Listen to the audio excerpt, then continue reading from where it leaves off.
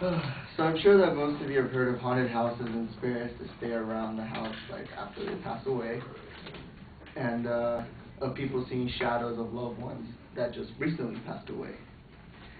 Well, this is a story about a huge turning point in my life where it involves a house I used to live in the city of Norwalk. First of all, my name is Gio. Most people call me Gio. And I used to live in a really haunted house in the city of Norwalk, near an asylum in a graveyard.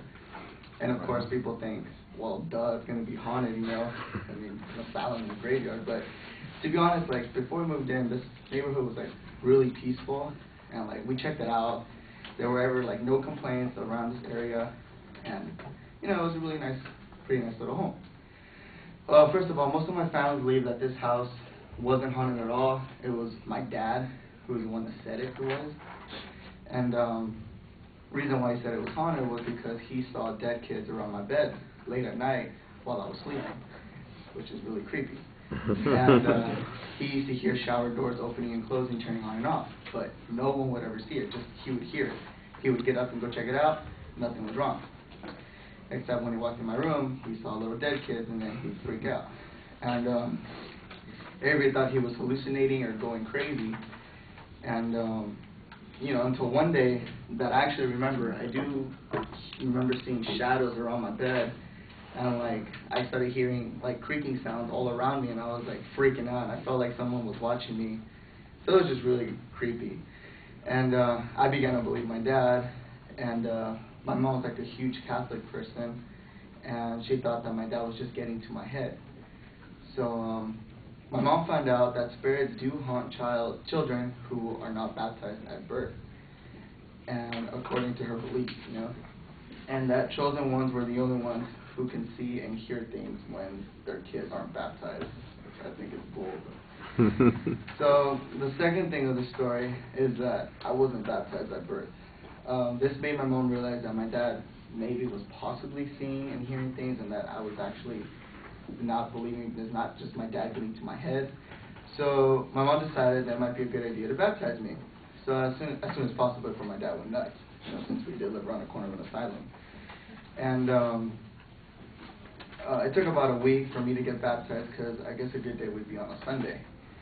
And my mom decided to wait till then.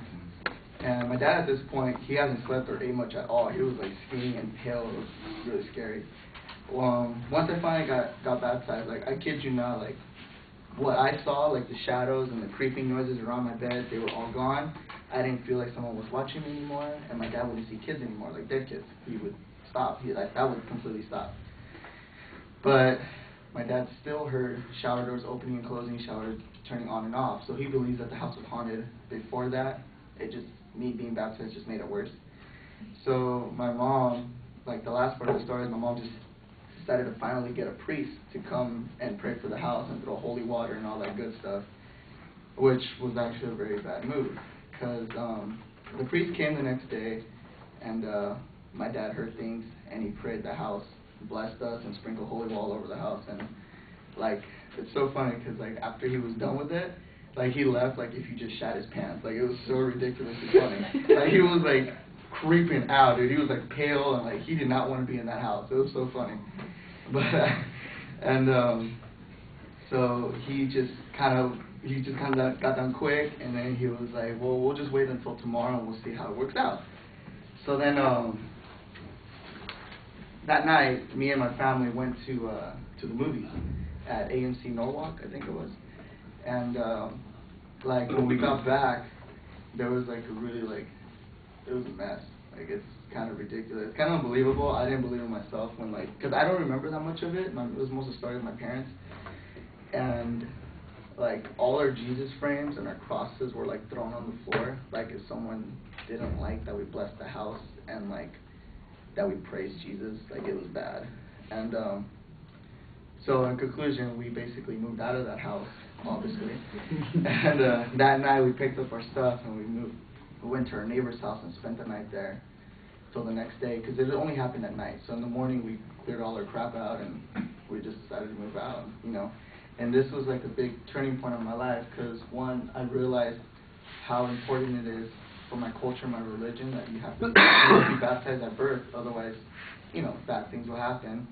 And then I also realized that if I would have stayed there, I would have been some crazy kid with his family living in the block, because I think I would have been nuts if I stayed at that house. And that was the story of the turning point of my life.